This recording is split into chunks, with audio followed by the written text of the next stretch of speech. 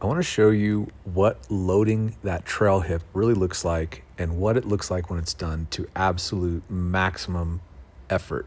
So this gal on the top's got a phenomenal swing, but you're going to see as she goes to the top, she basically straightens that right leg, gets into that right hip, but you'll see that's kind of the maximum extent of it. And then whoever posted this is drawing some lines on here.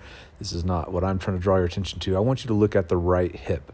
So notice how as she gets loaded up here, there's a definite load, there's tension coiling around that right hip. But as she starts down, you're gonna see that it just is relatively static. Now, it's hard for you to understand what this is unless I compare it to Jack. And once you see the way that Jack loaded the right hip, you're gonna understand why he was the longest hitter of his era. Watch this. So now as he goes back, obviously he's gonna let that left heel come up a little bit, but watch the difference right here. These last couple frames, look at that. Now keep in mind, not only is he really torquing that hip, but think about how fast this is happening too, right? Looking at slow-mo video, a lot of times will throw you off. You won't really understand the dynamics of what's really happening.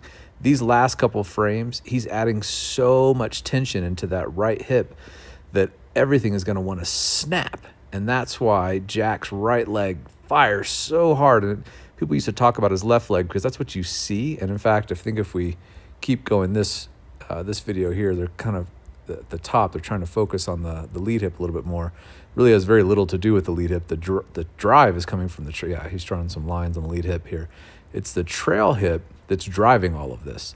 Now, she's not doing it nearly as dynamically as Jack is. But if you want to get a feeling of power, you need to understand how to coil around that trail leg and how to snap the hips, because this is happening insanely fast. And then your arms don't have to do anything. If you fire with your arms, it's because your trail hip's not loaded correctly and it's not firing correctly. So check out the how to coil around the trail leg video on the site, and it'll help you understand, available at RotarySwing.com.